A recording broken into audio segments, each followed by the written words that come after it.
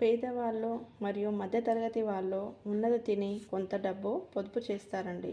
అది వాళ్ళ పిల్లల కోసం, చదువు కోసం, లేదా వాళ్ళ పెళ్ళిళ్ళ కోసమని, లేదా ఇల్లు కట్టుకుందామని పోగు చేసిన డబ్బు కూడా కొన్ని అనుకోని పరిస్థితులు రావడం వల్ల ఆ డబ్బుని తీయవలసి వస్తుంది. అప్పుడు మనసు చాలా బాధపడుతుంది.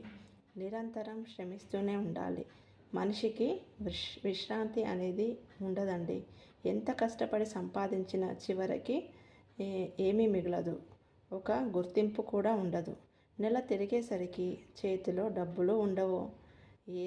ఏమి చేయాలన్నా డబ్బు కంపల్సరీ ఉండాల్సిందే. ఓకేనా ఫ్రెండ్స్, నా ఎక్స్పీరియన్స్తో చెప్తున్నాను. వీడియో నచ్చితే తప్పకుండా లైక్ చేయండి, షేర్ చేయండి, సబ్స్క్రైబ్ చేయండి ఫ్రెండ్స్. మరొక టాపిక్తో మీ ముందుకైతే వస్తాను. Take care, bye, have a nice day, see you soon, bye అండి.